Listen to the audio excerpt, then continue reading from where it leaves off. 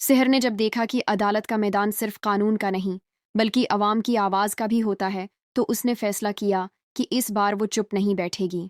उसने अपने फ़ोन पर लाइव सेशन शुरू किया, सोशल मीडिया पर ट्रेंड चलाया और हर जगह बड़े हरूफ में एक बात लिखवा दी, जस्टिस फॉर सहर, सच जीतेगा। ये देखकर कामरान के होश उड़ गए। उसे सबसे बड़ा धचका ये लगा कि सहर सिर्फ केस नहीं लड़ रही थी बल्कि उसकी बनाई हुई वो गंदी और छिपी हुई दुनिया भी बेनकाब कर रही थी। गुस्से में उसने अपने गुंडों को बुलाकर कहा, इसकी इज्जत खत्म कर दो, मैं उसे पूरी दुनिया के सामने जल्लैल करवा दूंगा। अगली ही सुबह सोशल मीडिया पर सहर के जाली पोस्टर, गंदी एडिटिंग और झूठी कहानियां फैल चुकी थीं। सहर के घर के बाहर मीडिया मौजूद था, मगर सहर न डरी न टूटी। वो सीधा कामरान को कॉल करती है और ठहरे हुए मगर सख्त लहजे में कहती है, अगर तुम चाहो तो ये केस यही ख़त्म हो सकता है, लेकिन याद रखो मेरे भाई ज़ेशान की जान की जो धमकी तुमने दी थी वो तुम्हें बाकी सब सबूतों से ज़्यादा भारी पड़ेगी। कामरान एक लम्हे को खामोश हो गया। शायद पहली बार उसे लगा कि ये खेल उसके हाथ में नहीं रहा, लेकिन अगले ही लम्हे उसका गुरूर फिर जाग उठा और उसने सहर को डराने की कोशिश की, मगर इस बार सहर बिल्कुल नहीं टूटी। इधर एसपी ज़ुहीब भी पीछे नहीं हटा।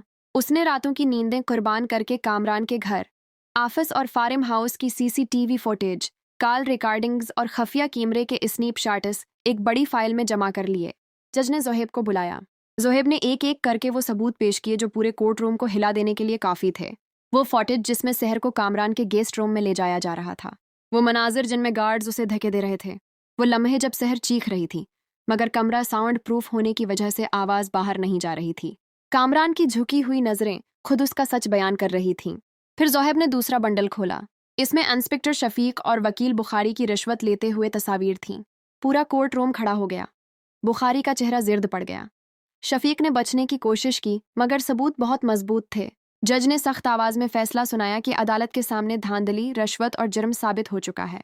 इंस्पेक्टर शफीक और एडवोकेट बुखारी को 10 साल कैद बामशक्कत की सज़ा सुनाई जाती है। सबकी नज़रें कामरान पर टुक गईं।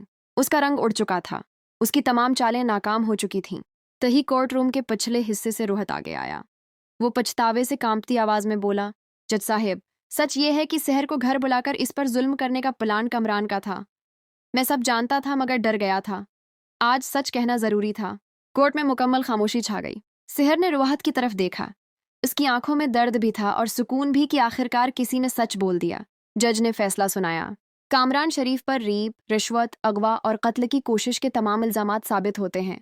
कामरान शरीफ को सजाए मौत दी जाती है। कामरान की सांसें तेज हो गईं। उसने कोर्ट रूम में उधर उधर देखा मगर सब लोग उससे मुन्ना मोड़ चुके थे। पुलिस ने हथकड़ियां डालकर उसे बाहर ले जाया। बाहर आकर सहर ने गहरी सांस ली। आज उसकी जीत सिर्फ उसकी नहीं थी बल्कि हर इस औरत की थी जो सच बोलने से डरती है।